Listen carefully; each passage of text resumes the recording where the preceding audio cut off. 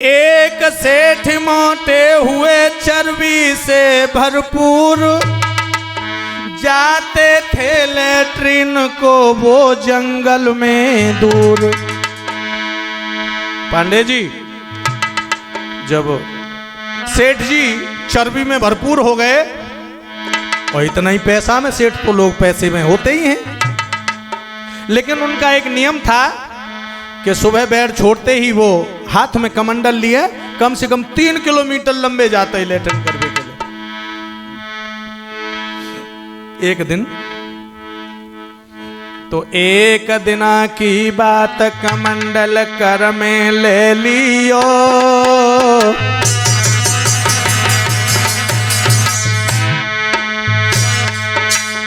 हर एक दिना की बात, कमंडल हाथ में ले लियो, और चले तुलकनी चाल गवन जंगल को कर दियो।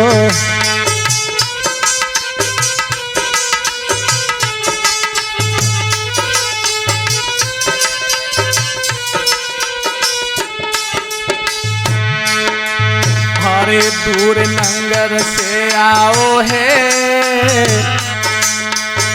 चले जा रहे पुशैनी वाई रोड पर टुलको, हाथ में कमंडल, एक हाथ में धोती, एक में कमंडल, चले जा रहे सेठ जी लेटिन के लो। इधर प्रेशर बन रहा था। हारे समय को चक्कर परियो है, समय बड़ा बलवान होता है। जैसे ही एक खेत में मूंज के गूंदरा के सहारे सेठ जी ने कमंडल जमीन पे टिकाया और धोती खोल की जैसे ही झुके बैठ बेकू। हारे समय को चक्कर परियो है, और धोती खोल झुके बैठन कुछ चूतर चिर गो है।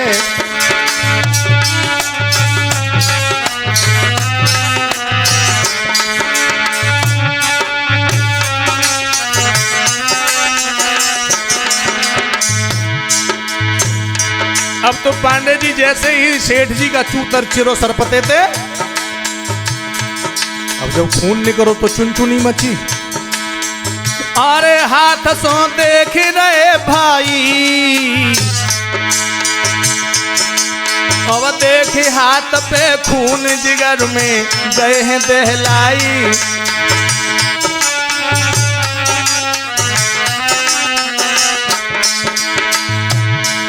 जैसे ही सेठ जी ने पीछे हाथ लगाया कि देखो तो हाथ पे खून आएगा। अब सेठ जी के छड़का छूट गई। ए तयो तू करे लखाई बनिया भी तू देख दहलाओ। इधर उधर देखा तो कुछ नहीं देखा, मूंज की जड़ में 2-4 सूरा को रहे थे।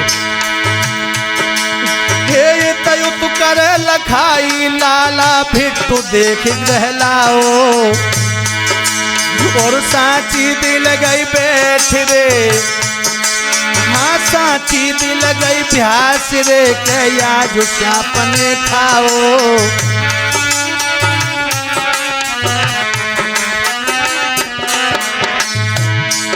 महाराज सेठ जी ही वो भूल गए, और उल्टी सीधी बांधी धोवती घर को भाज गए।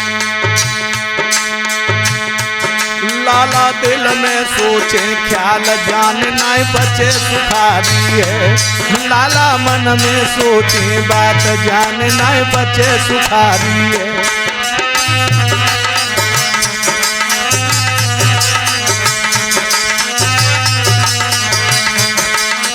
भैया अब तो जैसे ही सेठ जी धर भगे ले कमंडल, अब हिंगवा तो भूल गए, अब भगे जा रहे। सेठ जी सोच रहे हैं अभी तो 2 साल हुई है शादी को, कैसे हमारी सेठानी रहेगी घर में, पता नहीं भगवान हमारा क्या होगा। घर हाँ पतुलाला आओ है, दुल्हन तू बचन सुनाओ है।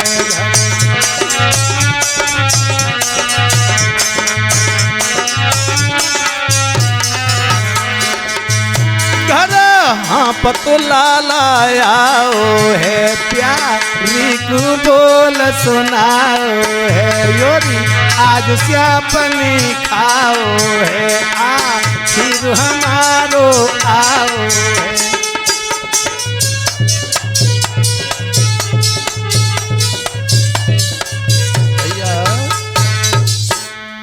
जैसे ही सेठानी ने देखी कि सेठ जी हैं, क्या बात हो गई? अरे बड़ी देर में लेटन करने के बाद आते थे, आज बड़ी जल्दी आ गए हैं, और आपका चोला चित्त में क्यों नहीं चैन में है? सेठ जी कहने लगे कछु मत पूछे, आज हमारा दिन आखिर है। बोली क्यों, क्या हो गया? कर सैया को प्यार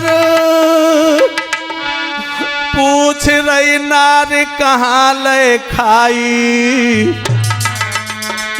और अबई उम्र मेरी बारी प्रीतम दी जो साथ निभाई। मैं कैसे रहूंगी, कहाँ जाऊंगी? दिखाओ ना कहाँ सांप ने खा लिया आपको।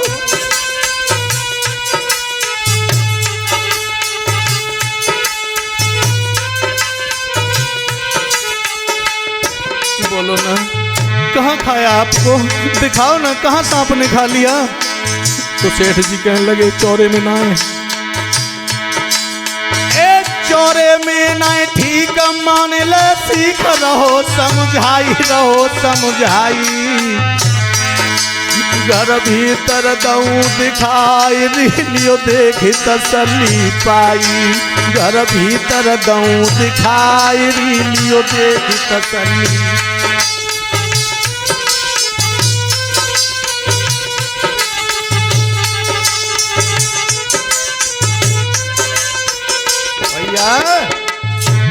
अब तो राकेश भैया सेठ जी की ऊपर की सांस ऊपर चले, नीचे की नीचे। अब धक धका तो भय एक लंग कमंडल फेंक दियो, भीतरले वाले कमरा में पहुंच गए सेठ जी, जहां डबल बेड पड़ा हुआ था।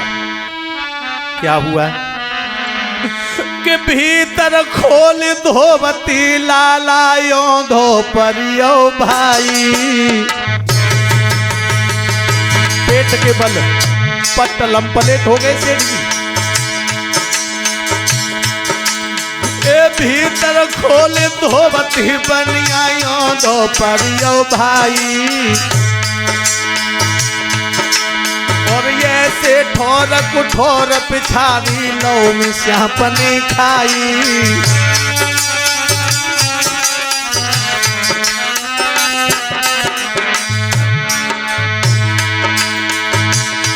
अब सेठ जी पिछवाड़े की तरफ उंगली कहने लगे तो भाई यहाँ खाली हो है।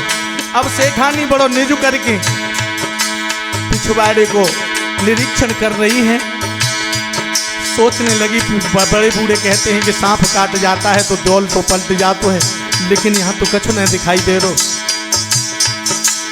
महाराज सोच में नारी पड़ गई है, और ये कदम करके फुसहवा बनिया की निकल गई है।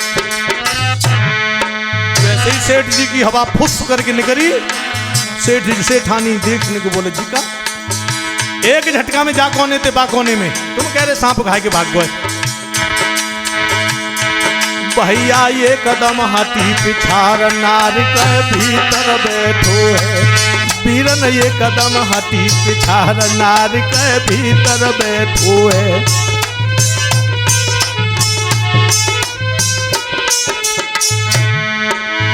भीतर बैठो है भैया यख भीतर बैठो है, अब तो ये कदम हाथी पिछाड़ नार के भीतर। कहने लगी तुम तो जी कह रहे सांप खाए के भागो, अब ये तो जी फुसकार मार रहे हो। जैसे ही सेठानी की बात सुनी सेठ जी ने, सेठ जी की राम नाम सत्य बोले, जब भीतर ही बैठो है तो अब तो खावत ही रहेगा। कहने का भाव यह है कि बहम का कोई इलाज दुनिया में नहीं है सिवाय मौत के।